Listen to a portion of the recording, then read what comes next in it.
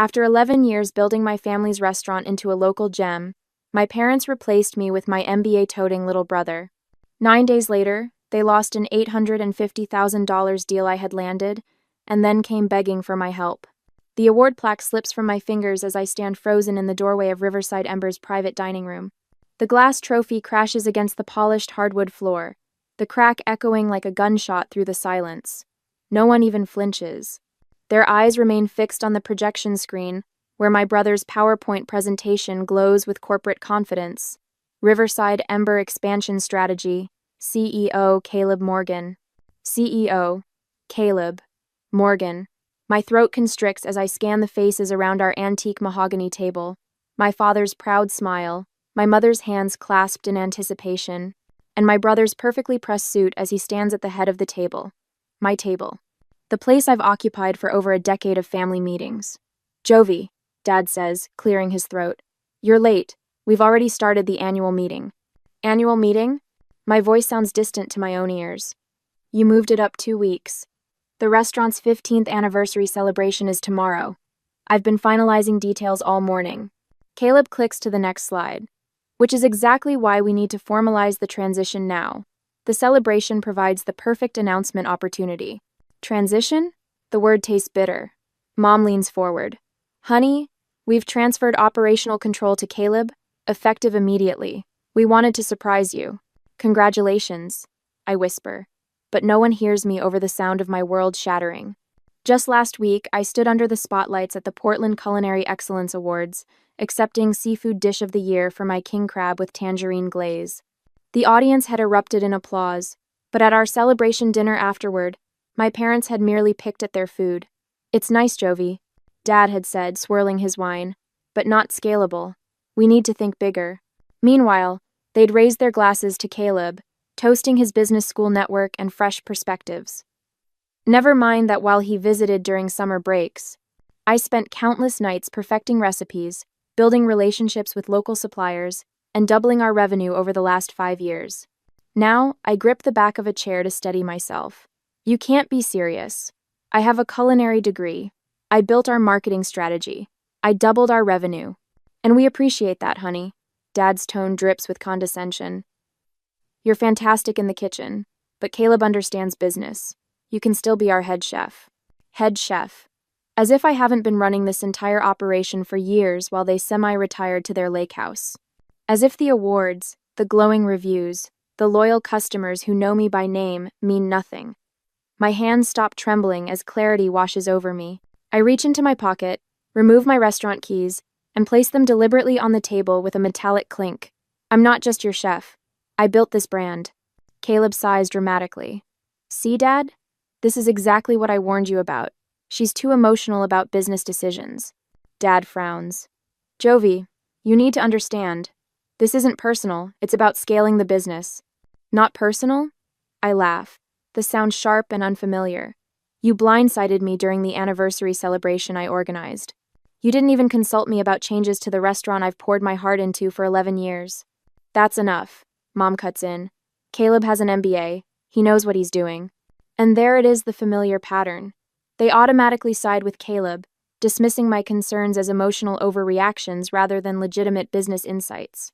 It's not just my position at risk, but my culinary reputation, the quality standards I've established, the relationships I've nurtured with suppliers and customers. As I look at them huddled together, a realization crystallizes in my mind. They've never seen me as an equal partner. To them, I've always been staff, the reliable worker who keeps things running while they make the real decisions. You know what? I say, my voice steadier than I feel. Maybe you're right. Maybe Caleb should take over. Their faces relax with visible relief. But remember this moment. I continue, stepping back toward the door. Because when you realize what you've thrown away, don't expect me to pick up the pieces. I turn and walk out, leaving behind the shattered award that suddenly means nothing at all. Later that night, I only meant to grab my apron from the office, not to discover the depth of my brother's treachery. But there it is on Caleb's open laptop, the West Shore Grand Hotel's logo glaring from his screen like an accusation. My vision narrows as I read the email, my fingers gripping the doorframe to steady myself. Dear Mr. Morgan, We acknowledge your cancellation of Thursday's contract meeting. While we're disappointed to postpone discussions on the $850,000 catering partnership, we look forward to your presentation of streamlined, cost-effective alternatives to the original menu proposal. The floor seems to tilt beneath me. That meeting wasn't Caleb's to cancel. I'd spent 6 months cultivating that relationship, designing seasonal menus, calculating exact food costs that would maintain our quality while ensuring their profit margins. $850,000, nearly a quarter of our annual revenue dismissed with a single email. I scroll down, nausea building as I read further. Regarding your inquiry about modifying the award-winning seafood offerings, we're open to alternatives provided they maintain the standard of excellence we experienced during our initial tasting with Chef Jovie. The betrayal runs deeper than I imagined. Just 3 weeks ago, Caleb had leaned over my station, notebook in hand, asking detailed questions about my tangerine glaze recipe. "Just trying to learn from the best," he'd said with that boyish grin that always worked on our parents. Now I understand he wasn't learning. He was plotting. My hands shake with an anger so profound it feels like another presence in the room. 6 years of culinary school, 11 years of 60-hour weeks. Also, my brother could swoop in with his MBA and his PowerPoint slides and dismantle everything I've built. The next morning, I pushed through the service entrance of Riverside Ember, 30 minutes before the supplier meeting I wasn't invited to attend. The kitchen staff exchange worried glances as I pass, their whispers following me down the hallway. I pause outside the private dining room, listening to Caleb's confident tenor. The door is slightly ajar, giving me a clear view of the antique mahogany table where Marcus, our fishmonger of 8 years, sits with a deep furrow between his brows. Beside him is Eleanor, whose family farm has provided our produce since before I joined the restaurant. Across from them sits Caleb in a charcoal suit that still has the tailor's chalk marks visible at the cuffs. The premium seafood orders are simply unsustainable at our current scale, Caleb is saying, sliding glossy folders across the table. We'll be transitioning to a more consistent supplier with nationwide distribution. Marcus clears his throat. Chef Jovie specifically chose our products because we can guarantee same-day catch. Your customers will taste the difference. Our customers are looking for value and consistency. Caleb counters smoothly. Similarly, Eleanor, we'll be consolidating our produce orders through Portland Restaurant Supply. Their volume discounts will substantially improve our margins. Eleanor's weathered hand tightens around her mug. Those tomatoes you love come from my southeastern field. They get morning sun but afternoon shade. That's why they're sweeter than anything you'll get from a wholesale distributor. I can't stay silent any longer. I push the door open, and 3 heads swivel toward me. Jovie. Caleb's smile doesn't reach his eyes. This is a private meeting. With my suppliers, I counter, moving to stand behind Marcus and Eleanor. The people who've helped build our reputation for quality. Caleb sighs dramatically. My sister is having trouble adjusting to the new direction. Please direct all questions to me going forward. What new direction? I ask, reaching for the folder in front of Marcus. Inside are mock-ups of new menus. My award-winning king crab with tangerine glaze is gone. So is my cedar plank salmon with huckleberry reduction. In their place are generic descriptions: grilled seafood platter and fish of the day. You're standardizing the menu, I say, the words sour in my mouth, for chain expansion. We're creating scalable systems, Caleb corrects, standing to reassert his authority. Dad and Mom agree it's the right move. The stakes crystallize in my mind with perfect clarity. This isn't just about my job, it's about everything I've built. My culinary reputation. The loyal customers who come specifically for my seasonal creations. And now, the $850,000 West Shore Grand contract that could have secured our financial future while maintaining our standards. Marcus, I say quietly, what will happen to your business without our orders? The fishmonger shakes his head. We'll survive, but I've got 2 boats that fish primarily for Riverside Ember. I'll need to let 1 captain go. Eleanor adds, and I've been expanding my heirloom varieties based on your menu plans, Jovie. If you're not buying, I'll have to plow under half my crops this season. Caleb clears his throat. These are unfortunate but necessary business adjustments. Speaking of adjustments, Jovie, we should discuss your compensation package. The head chef position doesn't warrant executive-level pay. The final insult lands like a physical blow. 11 years of 60-hour weeks building this restaurant's reputation, and now I'm facing a demotion and pay cut while watching everything I've created being dismantled for the sake of scalable systems. Later that evening, after everyone has gone, Daniel finds me in the kitchen, methodically packing my personal knives. "The kitchen staff is with you," he says quietly, his voice steady after 8 years as my sous chef. "Whatever you decide to do, we believe in your standards, not his." As I wrap my favorite santoku knife in protective cloth, the question weighs heavy on my mind. Should I stay and fight for the business I helped build, or walk away completely and start fresh? Fighting meant painful daily confrontations with my family, but leaving meant abandoning everything I'd worked for over a decade. What would you do when the people who should value you most fail to see your worth? 2 days later, the staff meeting invitation appears in my inbox with the subject line, "Menu Overhaul Implementation, Mandatory Attendance." I read it twice, my jaw tightening. Caleb has scheduled it during prep time when he knows I'm busiest. The conference room buzzes with nervous energy when I slip in 5 minutes late, hands still damp from prepping vegetables.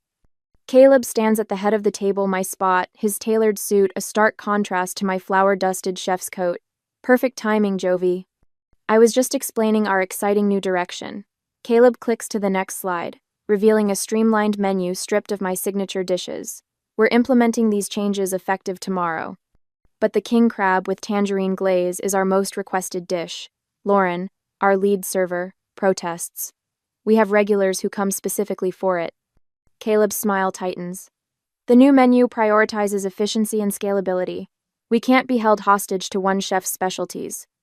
One chef. Like I'm just another employee instead of the person who built this restaurant's reputation.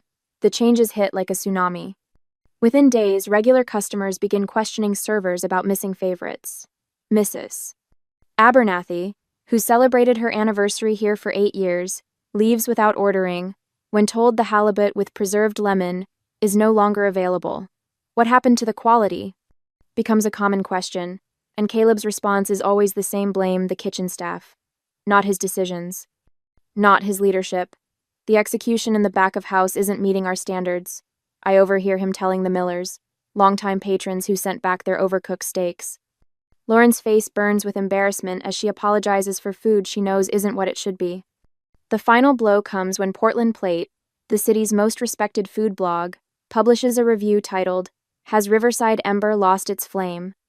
The writer, who'd previously praised my innovative approach to traditional American cuisine, now questions whether the restaurant has abandoned its commitment to quality in favor of mass appeal.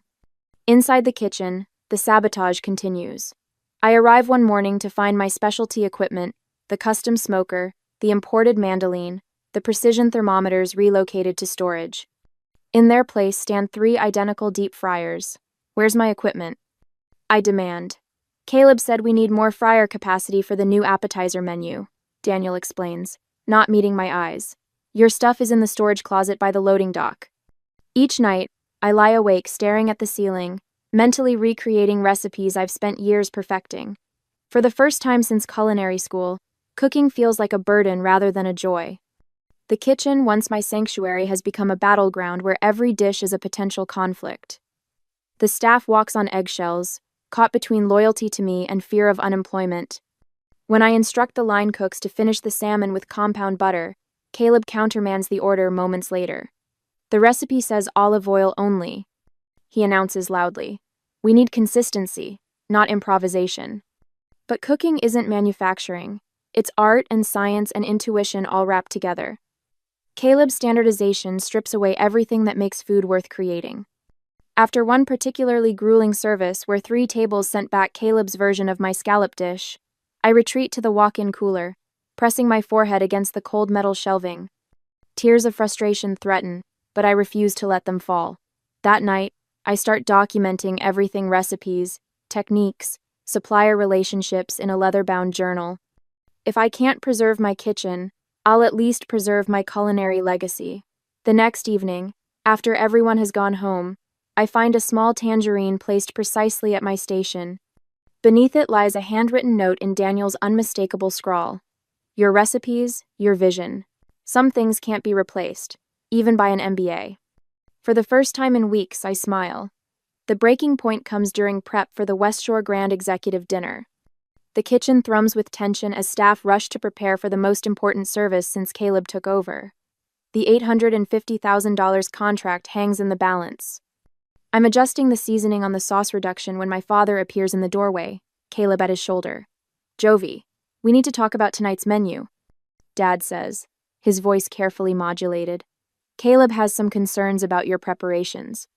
"My preparations are exactly what won us this opportunity in the first place," I reply, not looking up from the simmering pot.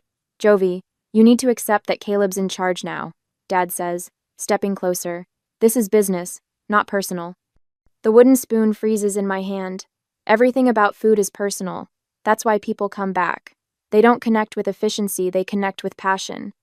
"The West Shore people want to see scalable concepts," Caleb interrupts, "not fancy one-offs that only you can execute." His words crystallize everything wrong with their vision. They don't want a restaurant, they want a production line. They don't want my food, they want something anyone could make. "You know what I realized?" I say, setting down the spoon and untying my apron. "We don't share the same values anymore. You see food as a commodity. I see it as an experience." "Don't be dramatic," Dad says. "We're talking about a business decision."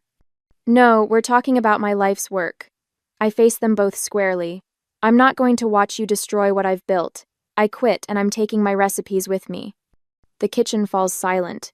Even the hood vents seem to hold their breath. "You can't quit," Caleb sputters. "Not tonight. Not with West Shore coming." "Watch me." I haven't even reached the door when Daniel steps forward. If Chef Jovie is leaving, so am I. 3 more cooks remove their aprons. The sous chef, the pastry chef, the line lead, my people, my team. Later that evening, my phone buzzes with a text from Eleanor, my produce supplier. "Wherever you land, your special ordering arrangement comes with you. Quality recognizes quality." For the first time, I allow myself to envision something new, not fighting for scraps of respect in my family's restaurant, but building something truly mine. That night, I sketch concepts for my own restaurant in the margins of my recipe journal, the pages filled with possibilities rather than grievances. The next morning, I make 2 calls. First to Anthony Vicente, West Shore Grand's culinary director, requesting a private meeting. The second call surprises even me. As I clear out my office, a business card falls from my desk calendar. Marianne Wells, restaurant space realtor. We'd met at a Chamber of Commerce event months ago, and she'd mentioned a prime location opening in the Pearl District. I pick up my phone, my fingers steady as I dial her number. "Marianne, it's Jovie Morgan. I think I'm ready for that space we discussed."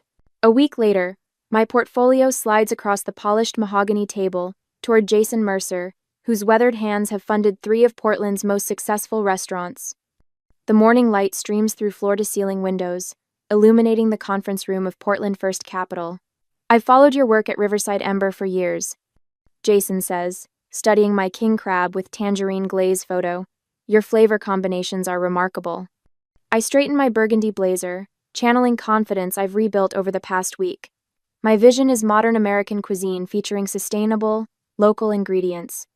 The dishes that won awards weren't flukes, they were the culmination of relationships with suppliers who understand my standards.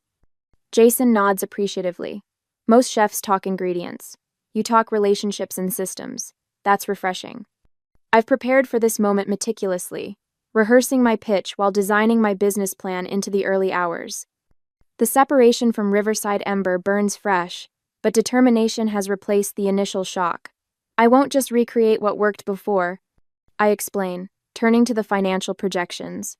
"I've identified exactly where costs can be trimmed without compromising quality." Before I finish my presentation, Jason leans forward. "I'll back you. Your portfolio speaks for itself, but your clarity about lessons learned from the family business tells me you're ready to lead. How soon can you secure a location?" A weight lifts from my shoulders. "Actually, I've found a space in the Pearl District. The previous restaurant closed 3 months ago, fully equipped kitchen, excellent foot traffic." Jason raises an eyebrow. Impressive preparation. 2 hours later, I stand in the empty restaurant space, negotiating terms with the property manager. Sunlight spills through windows that will soon showcase Jovie's hearth to passersby. Each decision feels like reclaiming a piece of myself. Back at my apartment, my phone buzzes with a text from Daniel. Disaster at West Shore Grand Meeting. Execs not happy. Caleb sweating bullets. I pour a glass of Pinot Noir, savoring both the flavor and the news. The meeting Caleb hijacked from me has apparently gone exactly as I predicted. Daniel calls an hour later. You would have laughed, he says, his voice hushed. Caleb tried serving your tangerine glaze, but it was nothing like yours. Too sweet, weird consistency. He added too much sugar to compensate for using inferior tangerines, I reply, knowing my brother's tendencies. The executives noticed immediately. One of them actually asked where you were, Daniel chuckles. They cut the meeting short, saying they needed to reconsider certain aspects of the partnership. Caleb looked like he might throw up. I lean back in my chair, staring at the ceiling. And the fallout? Chaos.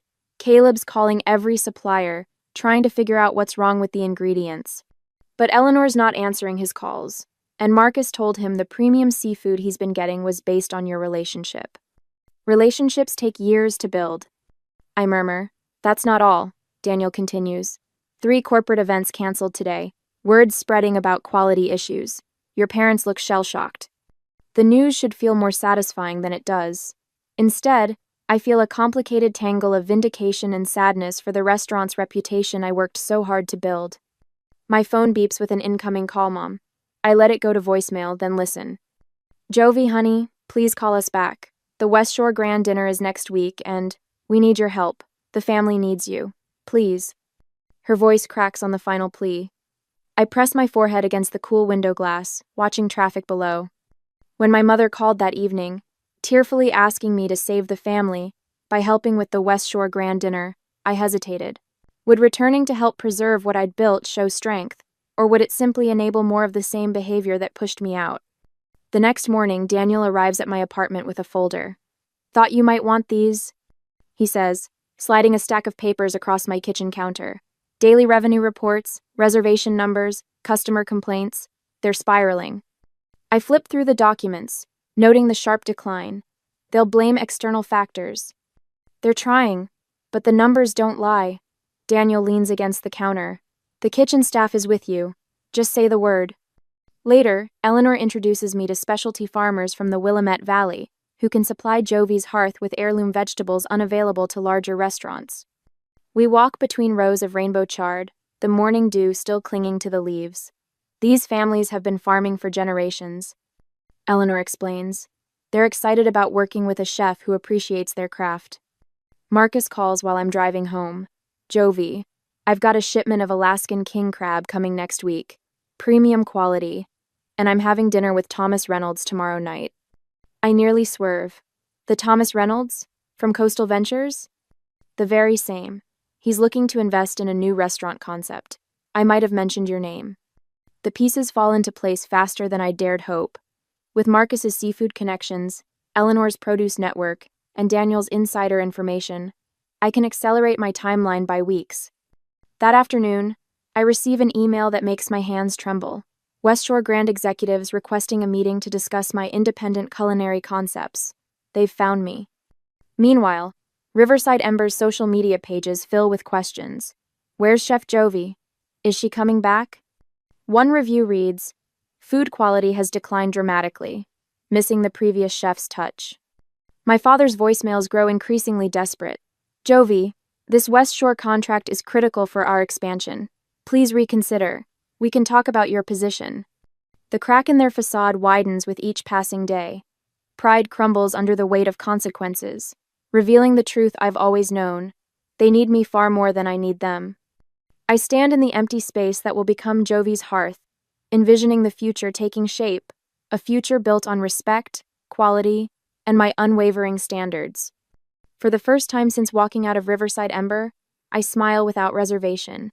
A week later, the sight of my father's Lexus pulling up outside my new restaurant space sends a wave of satisfaction through me. For once, they're coming to me.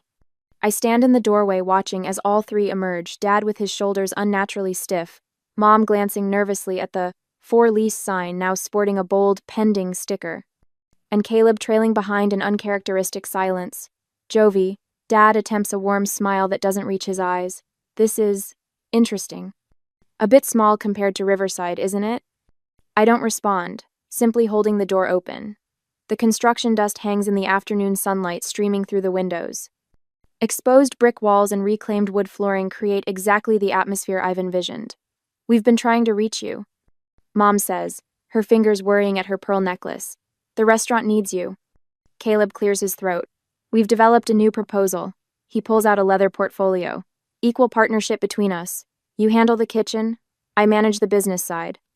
With us retaining final decision authority, Dad adds quickly, for continuity.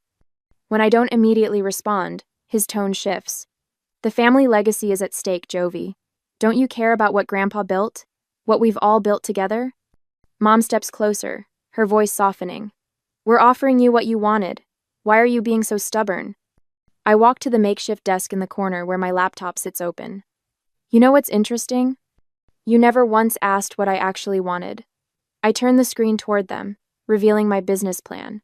And now it's too late. Their confused expressions fuel something warm in my chest. I secured my own funding 2 weeks ago. The lease is signed. I pull out a folder and remove a document with the West Shore Grand logo emblazoned across the top. And this arrived yesterday. And this? Dad snatches it, eyes widening as he reads. This is a letter of intent for partnership. $500,000? Exclusive arrangement featuring my signature dishes. I can't help the pride in my voice. They were quite interested in working with the actual chef behind the award-winning menu, not a corporate substitute. You can't do this, Caleb stammers.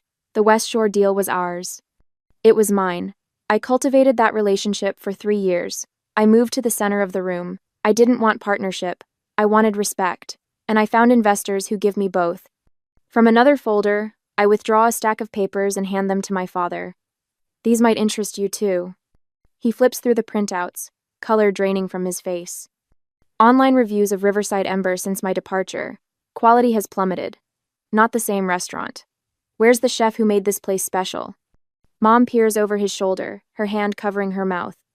I walk past them toward the kitchen area, gesturing at the space around us. The hood ventilation goes in next week. We're keeping the open kitchen concept, but expanding the chef's counter to seat 12. I ignore their attempts to interject. The wine program will feature small local vineyards, and we're installing a wood-fired oven there. Dad's face reddens. You're making a mistake. The Riverside Ember name has recognition. People know us. Maybe. I was never building your brand. I was building mine. The truth feels liberating. People came for my food, not your name. That's what you never understood. The front door chimes, and 2 men in coveralls enter, carrying a large package. Delivery for Jovie Morgan? Perfect timing, I say, signing for the package. The men carefully unwrap it, revealing a copper sign with hand-hammered letters, Jovie's Hearth. The men hold it up against the exposed brick wall above, where the entrance to the dining room will be. Soft copper glows in the afternoon light. You'll lose everything, Caleb says, but his voice wavers. I already did. 11 years of work, my family's trust. I turn to face him fully. But I'm building something better. Caleb's perfect composure finally cracks. We can't recreate your dishes. Nothing tastes the same. The seafood supplier won't even return my calls. That's because cooking isn't a business formula. It's a relationship with the food and the people you serve. I run my hand along the reclaimed wood counter. You can't quantify passion or scale personal connection. When they leave, shoulders slumped in defeat, I stand in the center of my space. My restaurant. My future. The satisfaction is deeper than I expected. 2 weeks later, Daniel forwards me an email about Riverside Ember seeking a bridge loan to cover operational shortfalls. Regular customers have been drifting away, and rumors spread about a complete menu overhaul in a desperate bid to rebrand. The family question remains unresolved. My phone shows 3 missed calls from Mom just today, but I'm not ready to answer. Not yet. There's too much to do, too much at stake. On the night of Jovie's Hearth soft opening, I weave between tables filled with food critics, loyal former customers, and industry friends. The kitchen hums with the beautiful chaos I've created, executing my vision precisely as I imagined. Near closing, I emerge for a final greeting round when I spot her, my mother, sitting alone at a corner table, a half-finished plate of my king crab with tangerine glaze before her. Our eyes meet across the room, and for the first time in months, I see something beyond the disappointment and manipulation. Recognition. 6 months later, the copper saucepan sings against the flame as I reduce the tangerine glaze, no longer needing to justify my decision to triple the fresh fruit or the splash of bourbon I add on instinct. Behind me, 3 line cooks move with practiced precision, their knives flashing as they prep for tonight's service.